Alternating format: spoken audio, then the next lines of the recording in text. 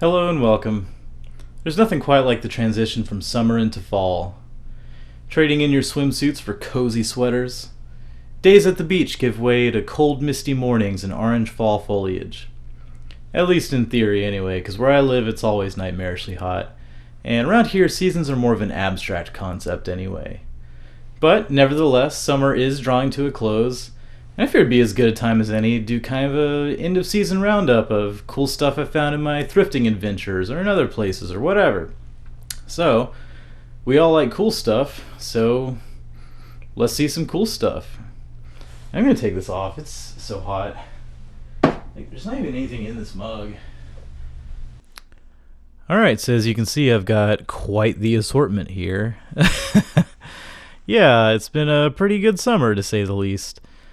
Started out kind of slow, but it picked up, as you can clearly see.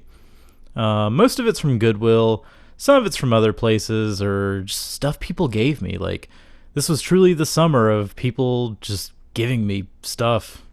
Like, once the word gets out that you're like the old electronic junk guy, when they're moving, they're like, hey, you like this stuff, please take it. And I'm like, yeah, okay. So, yeah, let's dive in. Alright, I figured we'd start out with some console games, and first up is this one, Soviet Strike for the PS1.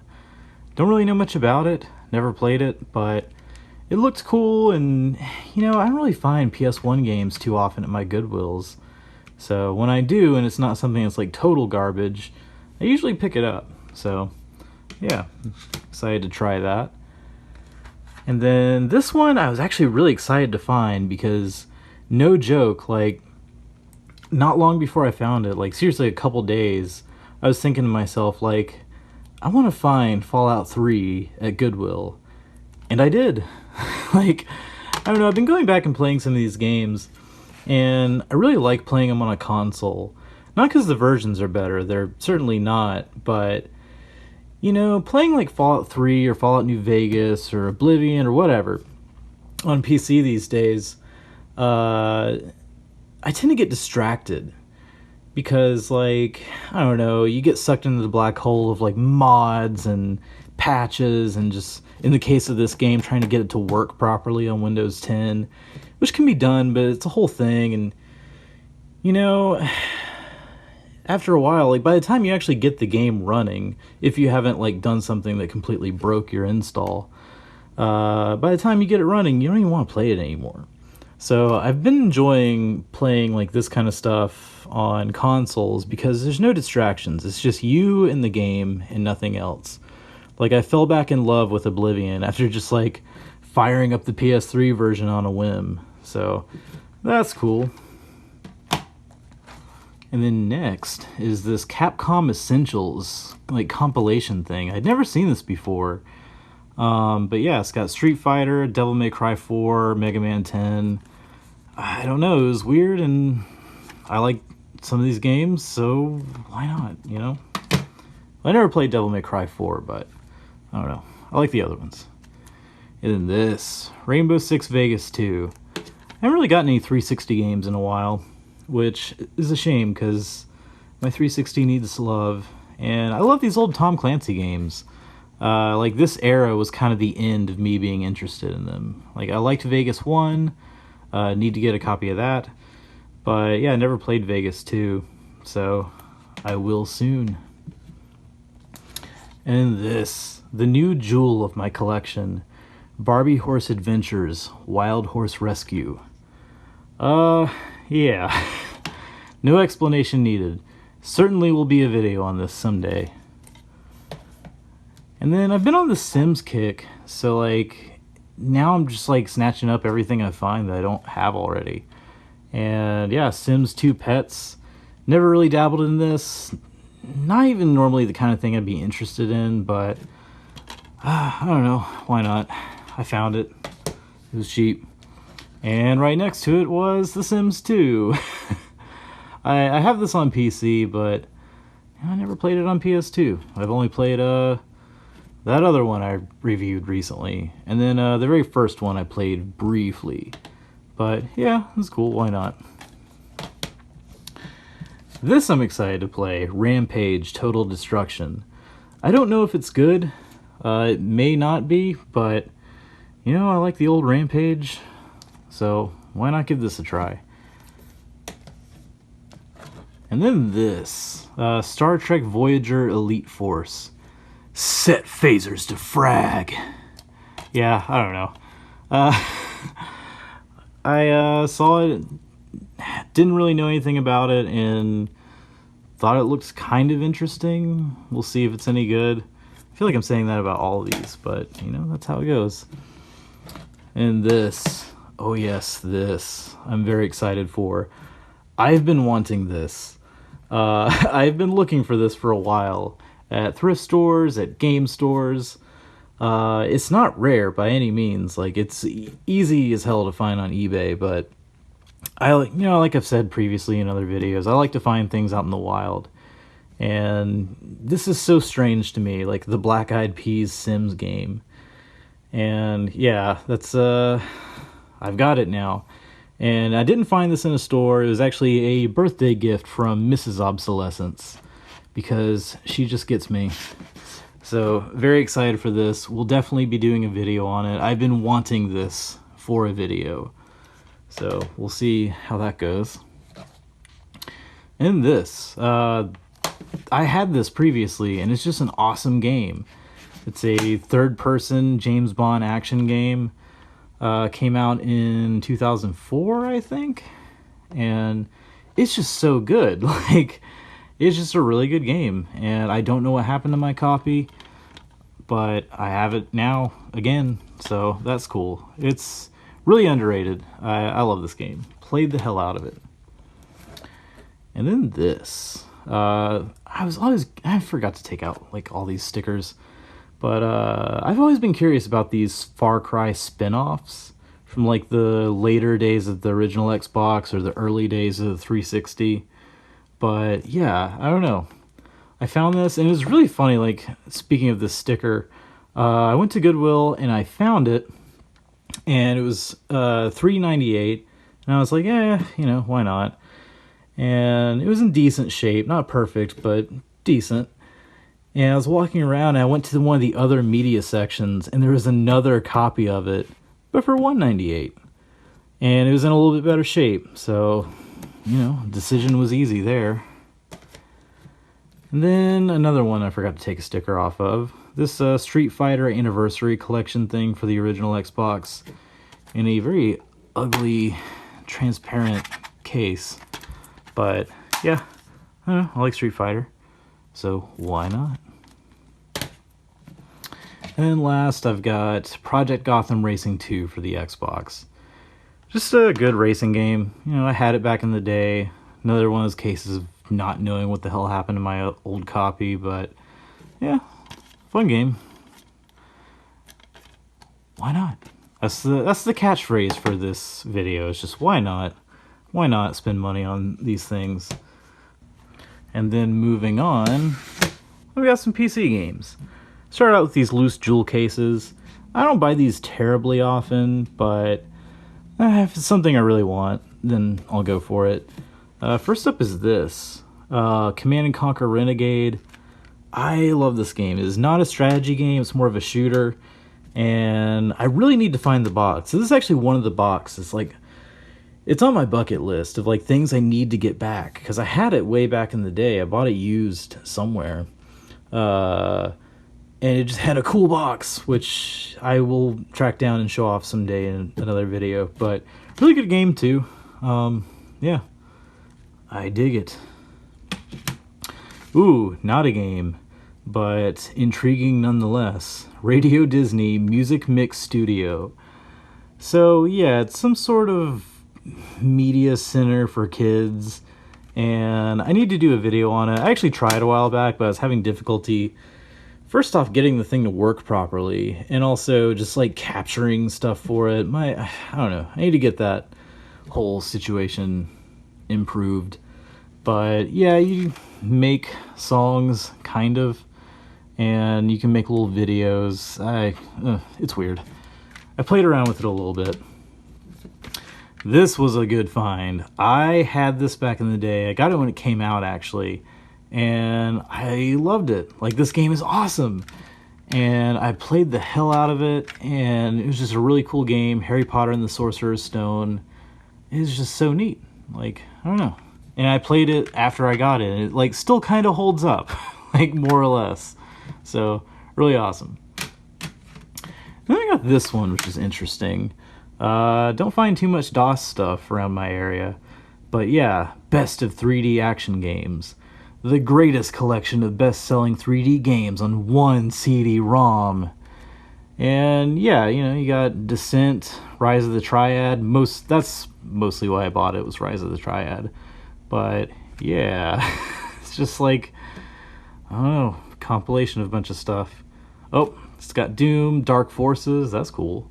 Jazz Jackrabbit, One Must Fall, and a bunch of other stuff. So we'll see how this is. Yeah, I was just really surprised to find it, if anything. So yeah, and then moving on to some not jewel cases. First up is Max Payne 2, The Fall of Max Payne. Didn't play this one, but big fan of the original. And yeah, I found it at Goodwill. Kind of wasn't expecting it. I was really broke that day too. Like, I was like in between getting paid or something, you know, one of those kind of situations. And I think I spent like the last couple bucks I had to my name for that week, like on this. Yeah, because that was like towards the start of the summer, which was super dead. Oh, it was $2. So yeah. Oh, yeah, I got something else. Some little knickknack at Goodwill. But yeah, Max Payne's cool. I remember wanting to play this when it came out, but I just never got around to it. So yeah, a little small box. And just a note, I'm not a like purist about big boxes. These like smaller boxes, the cardboard ones, not the like double DVD style ones. I still like these too, and I also think they're worthy of love. So yeah, and a lot of good games came out on those. So yeah, small boxes are still welcome in my collection. And 13, I had this back in the day. Got it when it was still relatively new, and I had just gotten a new computer somewhat recently at the time, and it could kind of run it okay. And I never finished it though. It was just a really cool cel-shaded like comic book, like noir style shooting game. And if I recall correctly, I think like David Duchovny voices the main dude. I don't know, just really cool game with a slick aesthetic. And yeah, I liked it. And I found it. And yeah, I had this in this like same box, and I think I paid like the same amount for it at Best Buy like years ago. And just one of those things that just gets lost. But yeah, moving on to those like double thickness DVD cases, the clamshells. So yeah, I normally am not super into these unless it's like a really cool game or something, or if it's just been kind of slow. I feel like I get a lot more loose about what I'll buy if it's been kind of a dry season. But yeah, so The Sims 2. See, so we got Nightlife, University, Bon Voyage, Free Time, Seasons, and the base game. I found all of these in the same place, just a whole heap of them. And I couldn't say no, you know? So yeah, I'm pretty loaded up on Sims 2 for the moment. And I know it's not everything. I've actually found some more other places that I've kind of passed on, but yeah, I've found all those the same place at a Goodwill, and at that same Goodwill and that same like little trip there, I found this, you know, Fable. Already had it on the Xbox, and I think I might have it on Steam too, or something. I can't remember, but you know, good game. But same Goodwill, Star Wars Empire at War. That's the expansion, but yeah, found these.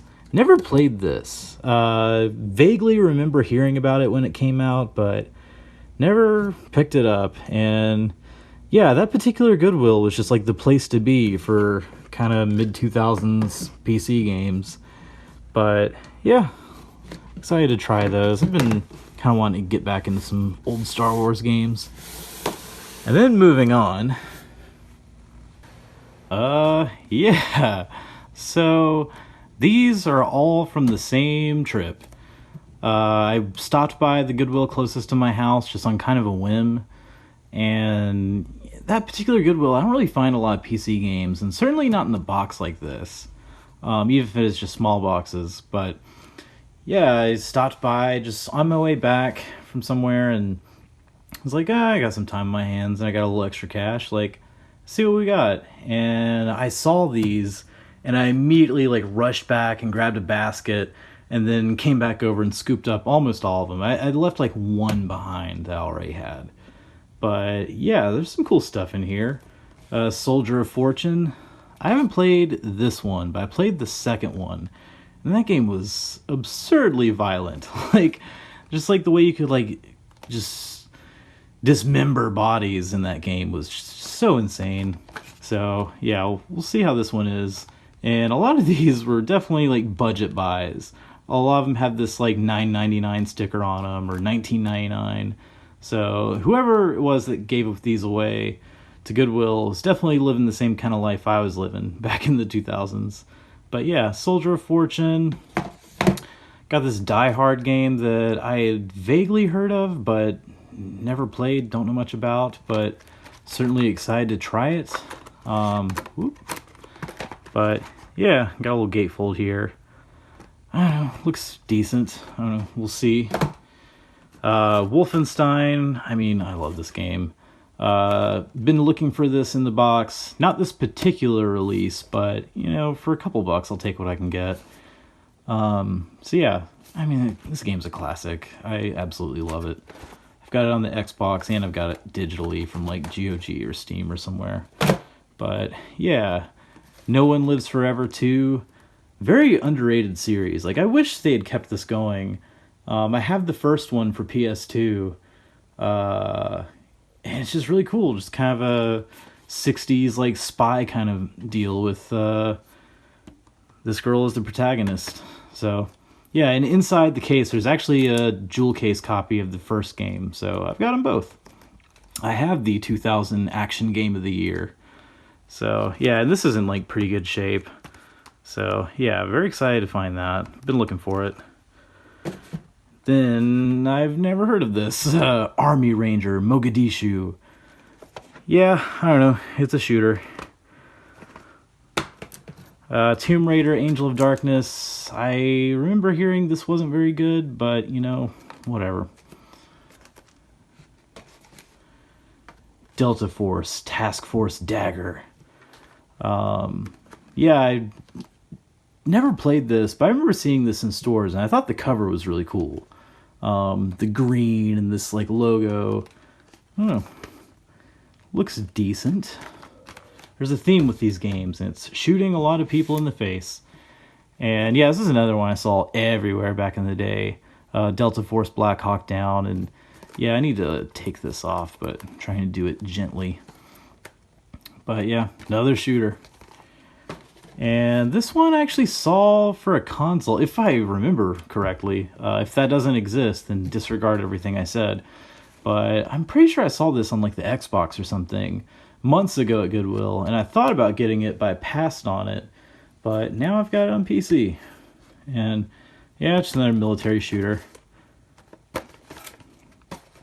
These last two kind of tickled me, especially this one. And the reason why is like these are like super budget titles. I remember seeing this one in particular, Secret Service, everywhere, like, or I saw it all the time at like Target or Walmart. It was in that section of PC games where it's like the kind of cheap like jewel case games for like $10. And I was always curious about it, even though it looks like very low budget. But I didn't even know it had like a box release. I had only seen it in like a little like jewel case. But yeah, we'll see how that is. Secret Service Security Breach. And God, this artwork.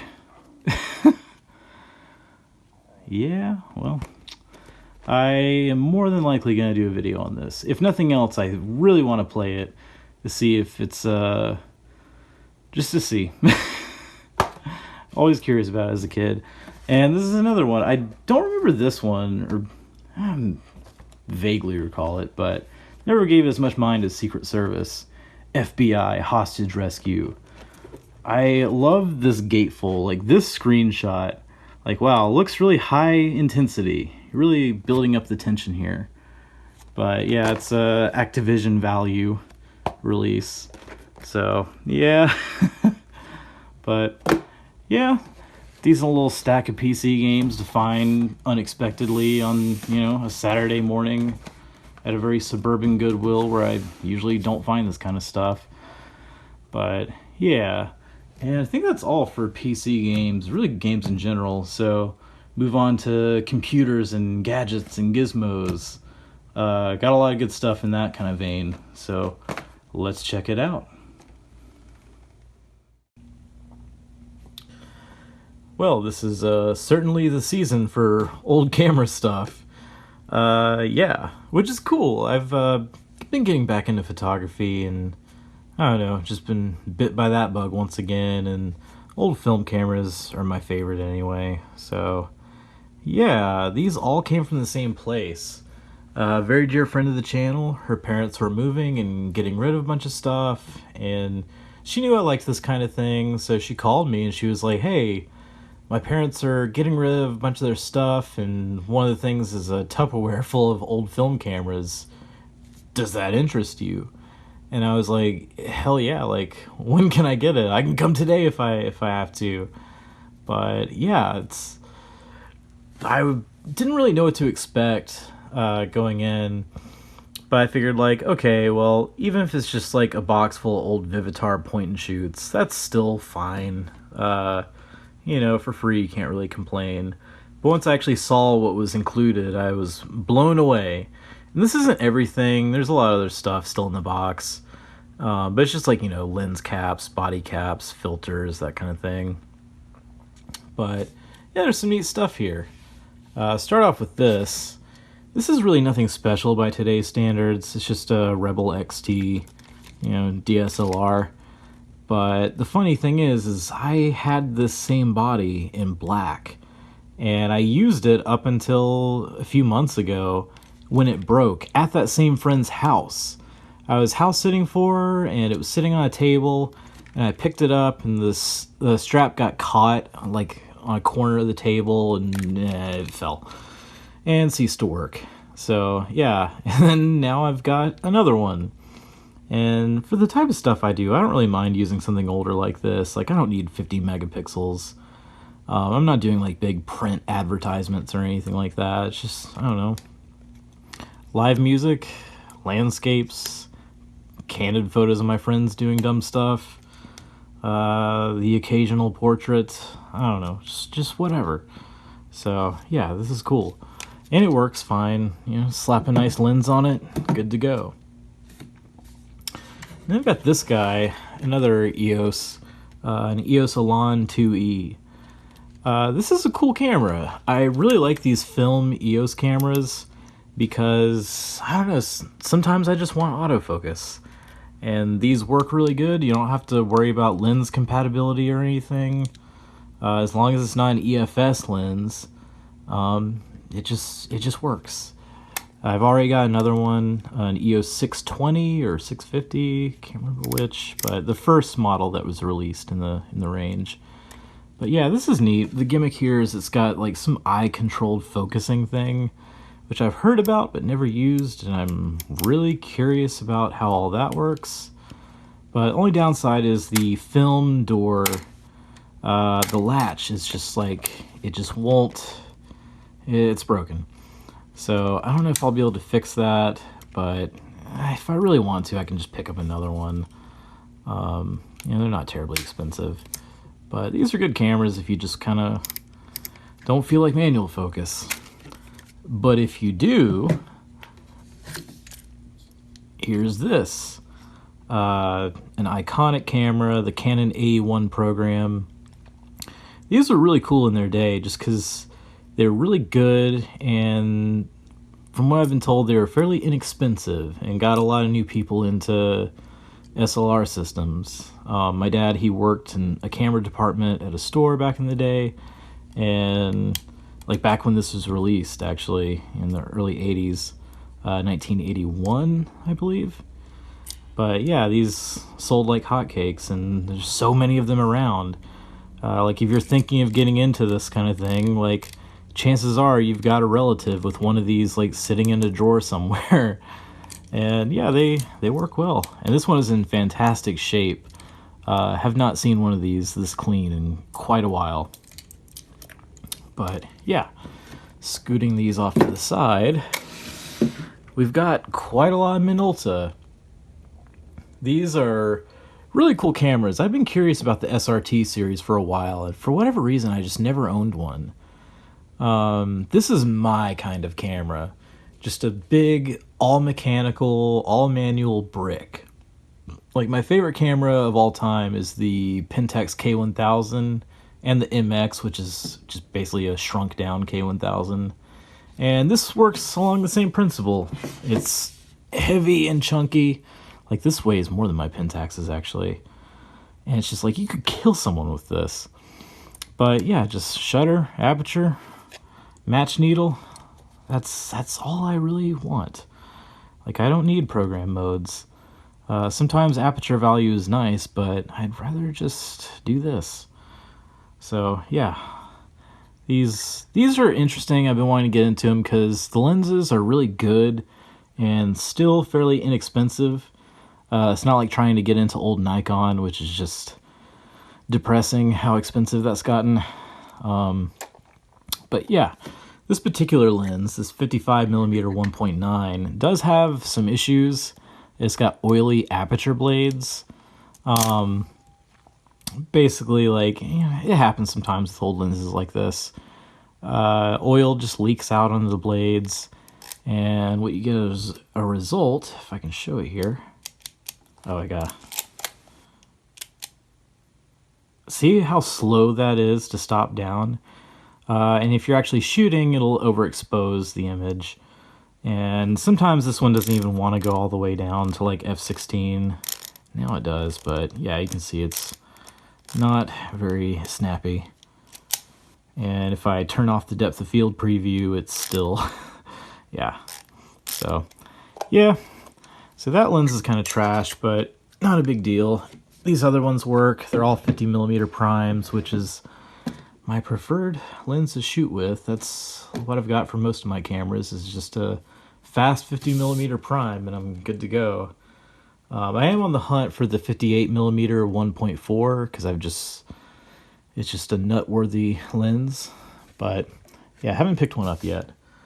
But, oh, and yeah, I've got 3 of these, and they're all basically the same, just minor variations. The SRT 100, 200, and 201. And yeah, these two have like newer Minolta lenses, the kind you'd see like on like a X370 or something like that. But yeah, the MD lenses. This is 1.7. I think that's like an f2. But yeah. Anyway, moving on. Something I've said so many times in this video, I think. But more Minolta. So this body is not new to me. It's been in my family for decades. My mom actually bought this new in 1985 or 1986 when it came out. But it came out in 85. But yeah, this is a Maxim 7000. And this series is interesting because it's one of the first like kind of usable autofocus systems. Not just like a regular like manual focus body with like a motor haphazardly tacked onto the lens, like a Canon T80 or something like that. But yeah, everything is integrated and beat Canon to the market with that by 2 years. But you get one single autofocus point. But anyway, body's not new, but this lens is. I did not have a fast prime for this. So this is a 50mm 1.7. And I actually bought this from Goodwill online on their online auction thing. And I bought it like after I agreed to take all these, but before I actually picked them up. So just inadvertent Minolta mania here. Built-in little lens hood here. But yeah, these are good lenses and they're really cheap. And you know, this isn't really my favorite camera to shoot with, but a couple things that keep me coming back are the fact that it takes like AAA batteries instead of some weird button cells or whatever the hell this takes. It's, oh gosh. I don't even know what this battery is called, but it's a weird size. But yeah, you can find these batteries anywhere. And I've got a few other lenses for it. And these lenses are really cheap and pretty good. And if you have a Sony Alpha Series SLT camera, or whatever they're calling it, this will work. So, which I don't have one of those, but yeah, good and cheap. That's what I like. It's like the secret hasn't really gotten out about Minolta stuff. Everyone's too focused on paying like $1 million for a Nikon F3.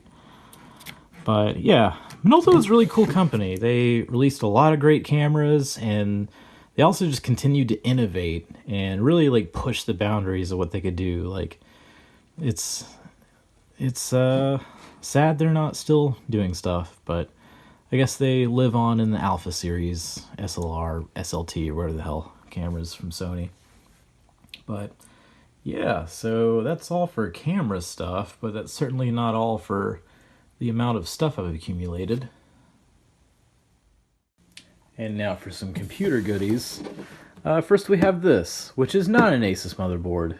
This was the box that I found it in at Goodwill, but this is actually an Elite Group K7S5A. But it is an Athlon motherboard.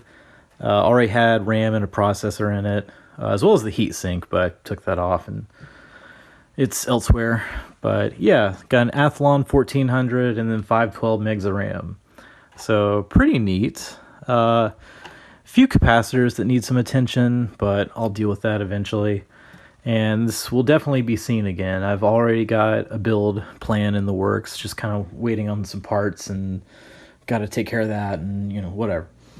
But yeah, pretty neat find. Like I've said before, like I never find this kind of stuff at my stores.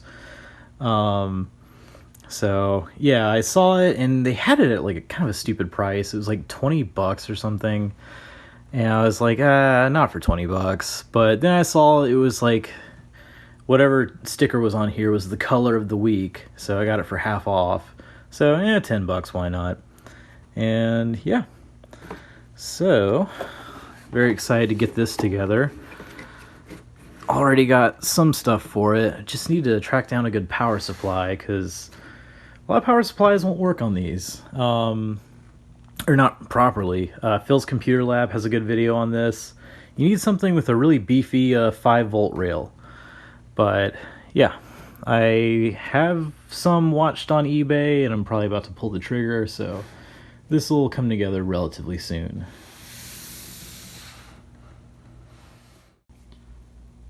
Well, that certainly is a monitor, but more specifically, it's an IBM monitor, a 5151 monochrome monitor. Yeah, this is really cool, and I got it for free. My favorite price. Unfortunately, it's a victim of shipping damage. There's a big gaping hole on top, but I don't really care about that. And I actually do have the pieces that broke off, so I can maybe attempt to fix it, but whatever. But yeah, really cool. I love a good monochrome. Like I love my Apple II monochrome monitors. A CGA or EGA monitor would be cool, but you know, I like a good green monochrome sometimes. And in addition to that, it came with this, the display adapter that goes with it, the MDA card. So that's really cool. I don't have a computer to go with it. Would like to, but you know, that's kind of thing that's like put me off of like putting together an old IBM system is like, I never find them in my area, so I'd have to like go online and, you know, having CRT monitors shipped like gives me so much anxiety because of stuff like this, or worse, because at least this works. But now that I have this out of the way, like I can just get a computer by itself shipped and I'm not as worried about that. So yeah, that's kind of opened up the door on that because I have been wanting one of these systems for a while. So yeah, super cool. And from the same person, that's not all I got. And last, but certainly not least, and probably the most clickbaity part of my thumbnail, more Macintosh Pluses than I know what to do with. So yeah, 7 in total. This was unexpected. I got him from the same guy that gave me the IBM monitor, and we're coordinating the meetup and messaging and all that, and it's pretty run of the mill. And then he was like, "Hey, I'm about to leave. Before I go, I've got some Macintosh Pluses with no peripherals or anything, but I just need them gone. Like, do you like old Macs?" I was like, "Yeah, sure, I'll take them. He's like, "Cool, I'll bring them." But I wasn't expecting it to be 7. So, I mean, it's a nice surprise, but it's like, wow. Left for one thing, came back with 8 things. But yeah, I've tested out 2 of them so far, very hesitantly. One I did out in the garage with the door open, thankfully, as I'll explain. Booted to a system disk image using my floppy emulator here, because it works for those. And yeah, booted up to the system, totally fine. It was running for about 30 seconds, and then the smoke came, and I promptly turned it off. It's fine, like I kind of knew to expect that, at least somewhat, thanks to one of my favorite YouTubers, Adrian Black of Adrian's Digital Basement, who's warned us of the dangers of the Rifa cap and the analog boards on old compact Macs. Basically just a capacitor that's prone to blowing up. And yeah, so it wasn't like a shock or anything, and it wasn't a big deal, but yeah, I tested out another one, and it didn't smoke, but I didn't want to run it for too long, because it's probably only a matter of time before it goes in all of these, if it hasn't already. So yeah, pretty neat. I mean, these are an iconic design and just really cool systems. Not exactly gaming powerhouses, but they're just neat, you know? But yeah, eventually I'm just going to go through each individual one and just attend to them, replace capacitors, do whatever else I got to do, get them nice and spiffy. And then after that, I don't know what I'm going to do. I don't need 7 of them, so I'm sure some of them will be passed on. But yeah, for now, I've just got a big old stack of computers. And I don't know if I should be stacking them like that, but I freaking did it, so whatever. And I think that about wraps it up for this haul, or this roundup of different hauls. Yeah, it's been a fun summer. Found a lot of cool stuff. Pretty slow start, but once I got the momentum going, found a lot of really cool things. Some stuff I've been looking for years, some stuff I had never even heard of and thought looked cool. And yeah, I'm looking forward to see whatever I find out in the wild, this fall and winter. So yeah, I think that's going to be it for this one. As always, thank you very much for watching. And, like and subscribe and all that, whatever. But yeah, thanks for watching.